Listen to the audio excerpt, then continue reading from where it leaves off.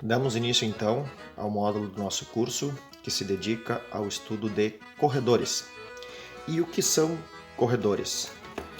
São elementos formados por uma técnica que consiste em dar voltas com uma única ponta de tento sobre um eixo, passando sobre e sob ela própria, numa sequência lógica de passadas, que termine por formar uma abraçadeira que imite o desenho de uma trança.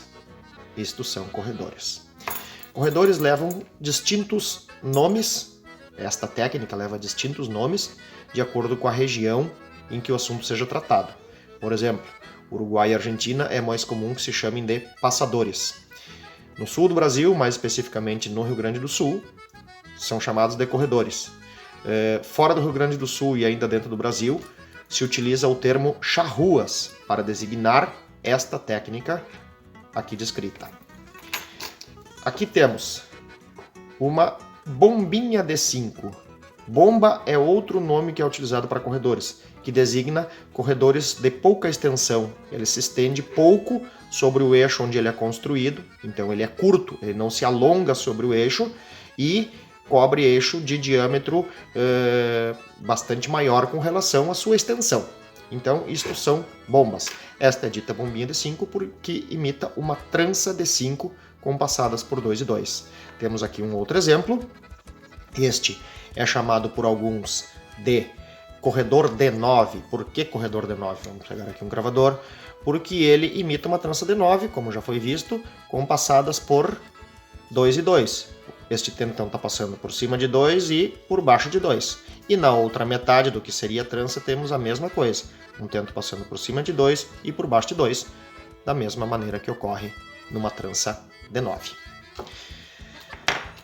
Embora os corredores sejam elementos que cumprem excelentemente bem a sua função de abraçadeira, de unir diferentes partes, diferentes elementos de uma mesma peça, ele é utilizado amplamente como um recurso para enriquecer esteticamente os trabalhos onde são empregados. Temos aqui este chaveiro, por exemplo, que ao invés de um único corredor, feito com tento de maior largura, nós temos aqui um jogo formado por 3 corredores, que cumpre perfeitamente a função de abraçadeira, juntando as duas partes de uma mesma peça, e ainda assim enriquece esteticamente, confere beleza ao trabalho, que é um outro recurso amplamente explorado através desta técnica que começamos a estudar agora.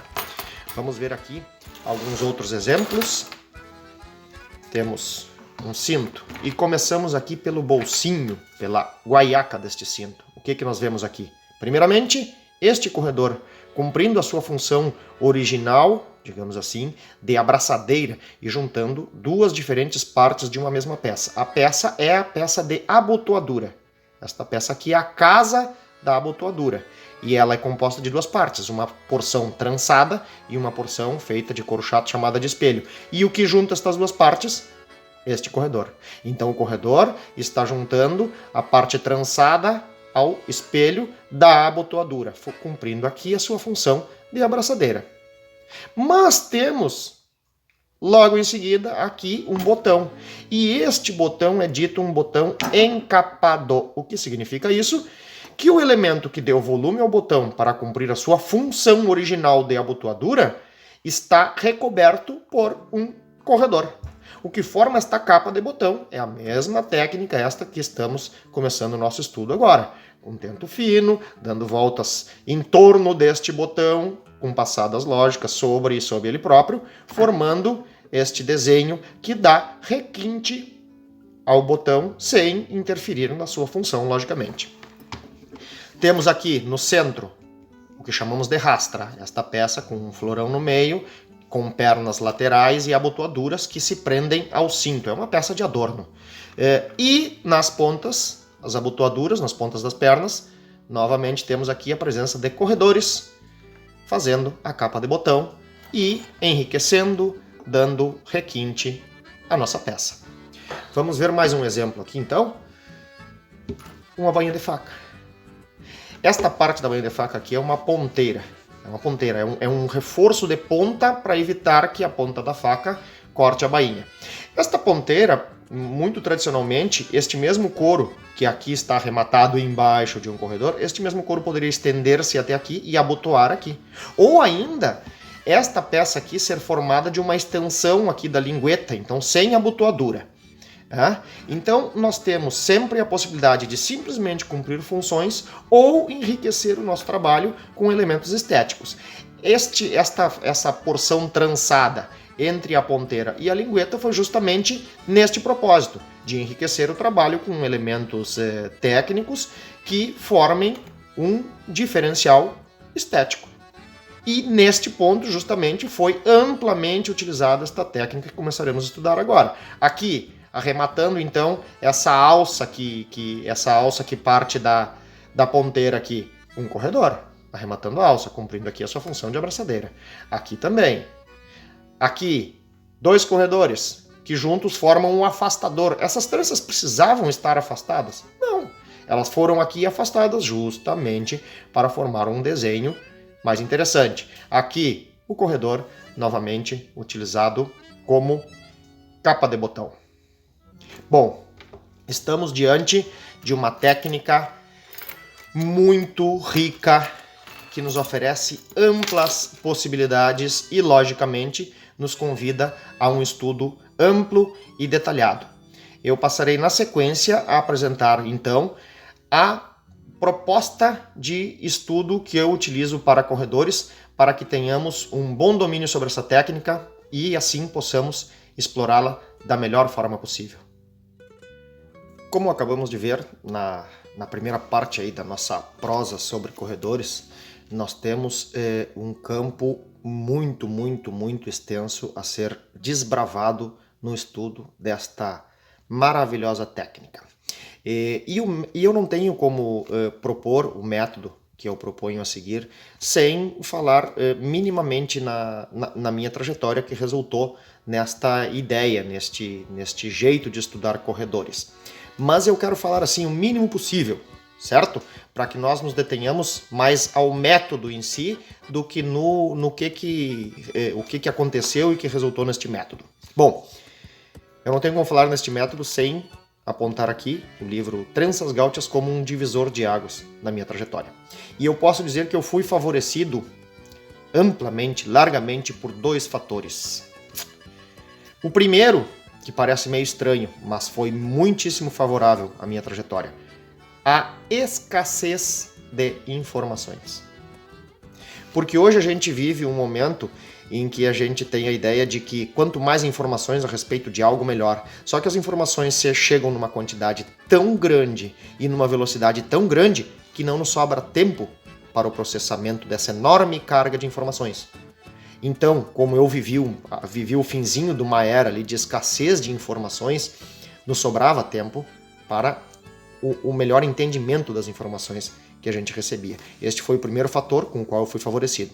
E o segundo fator foi contar aí na minha trajetória com pessoas que me orientaram de uma maneira muito interessante no sentido do bom entendimento destas poucas informações que eu recebia e no bom uso delas para, então, absorver melhor as informações que viriam na sequência. Então, para dar uma ideia do que este método é capaz, eu selecionei, marquei aqui um trecho do livro, certo? Do livro Tranças Gaúchas. É um trecho que se refere ao tecido, a toda a ilustração, a instrução, passada por passada. É o que todo mundo busca, né? O passo a passo, para resultar no tecido de uma determinada armação de corredor. Na sequência, quem não começou ainda a estudar, quem está começando agora, na sequência vai entender isso aí melhor. Mas enfim, são 8 páginas, como vocês podem ver, com longas listas de passos. Sobre 2, baixo 2, certo? Bom, este método que eu estou propondo de estudo para corredores permite que esta longa instrução desenvolvida em 8 páginas se resuma numa explicação que dura 1 minuto e meio. Simples assim. Eu tive o cuidado de fazer a leitura da metade destas 8 páginas, tá?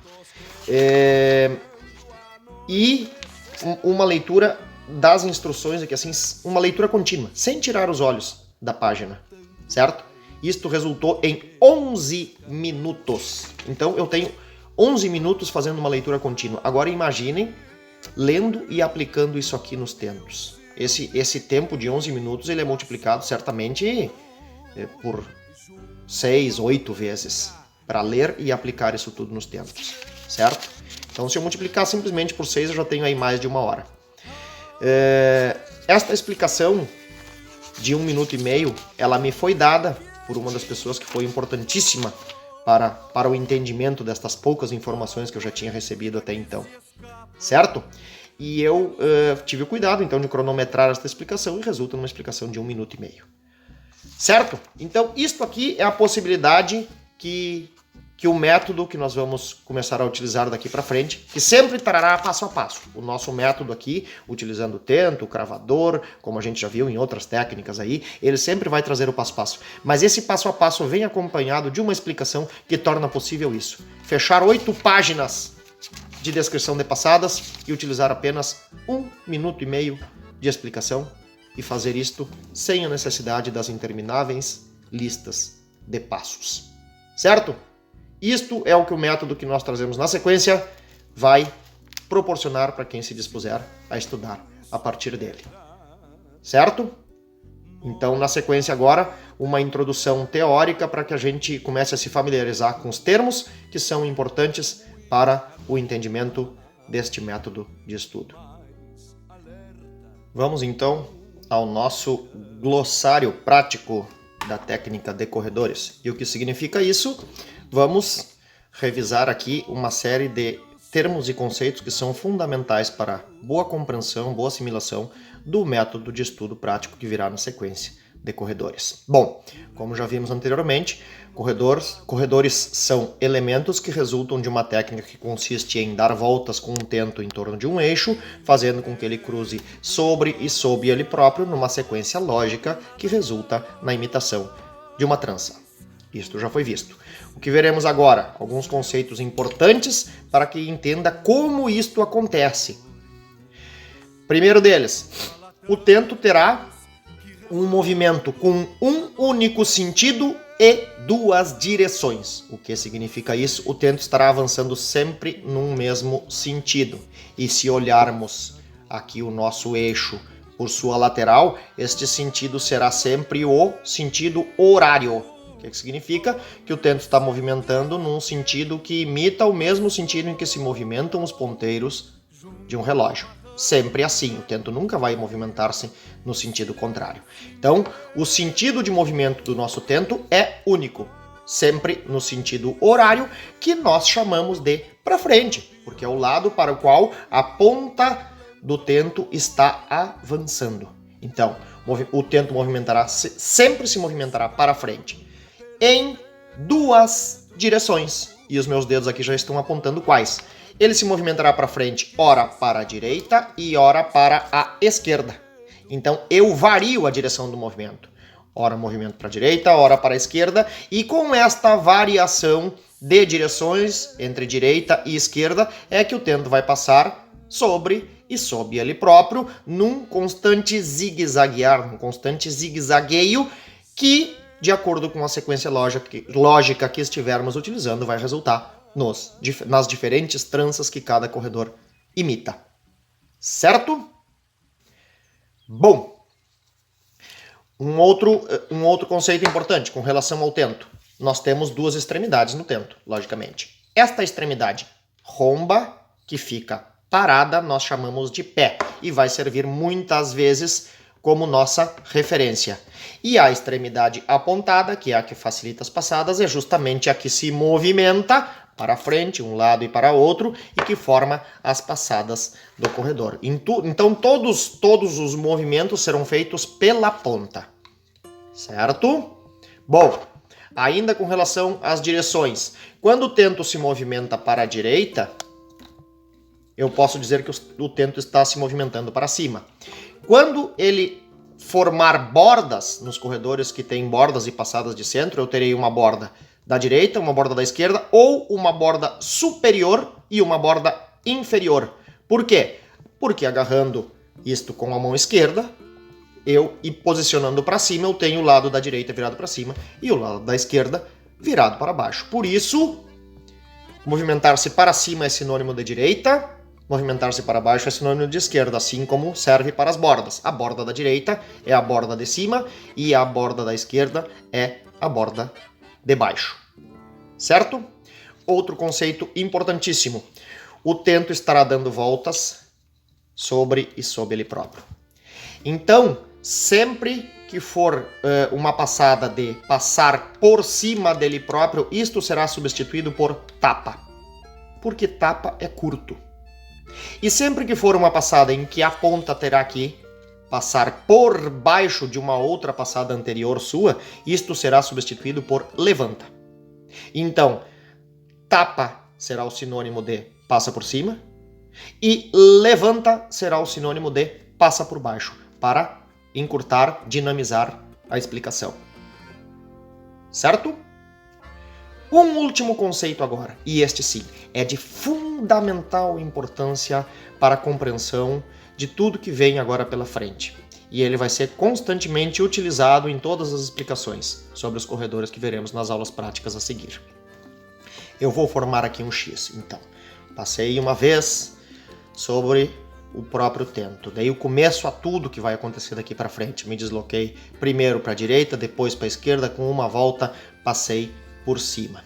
O que eu fiz aqui? Formei o desenho de um X, certo? Bom,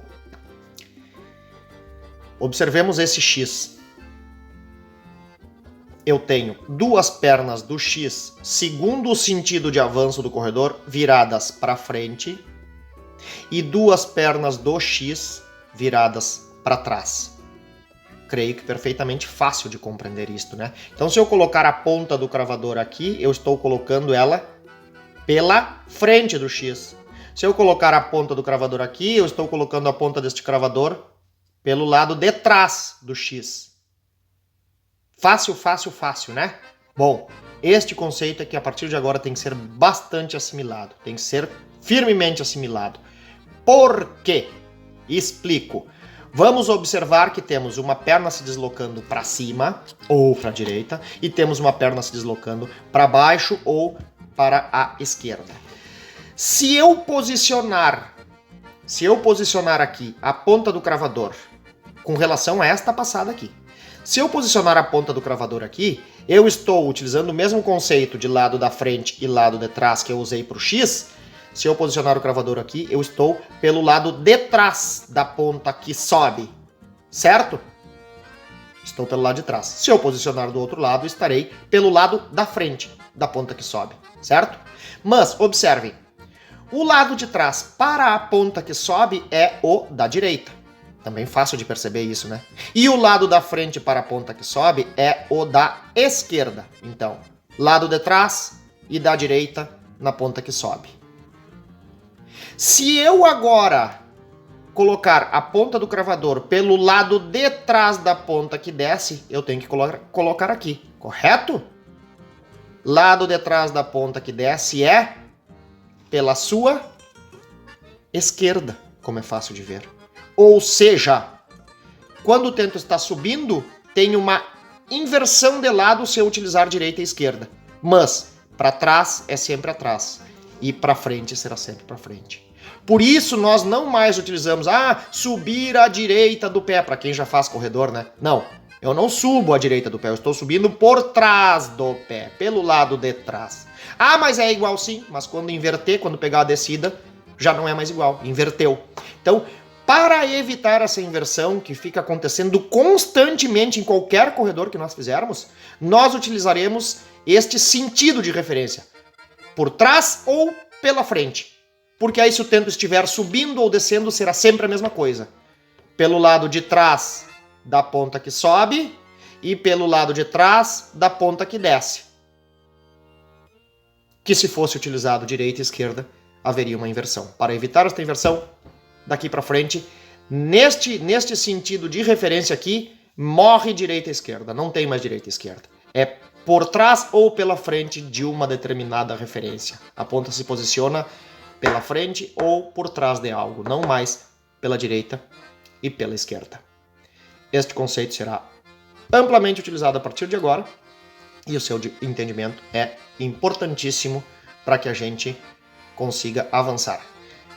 Nas aulas práticas, isso vai ser feito num passo a passo e se aqui a explicação não ficou clara o suficiente, na sequência isto vai sendo fixado pela prática, pelo passo a passo, mas eu precisava chamar a atenção para este conceito antes de começarmos as nossas aulas práticas, para a qual iremos a seguir.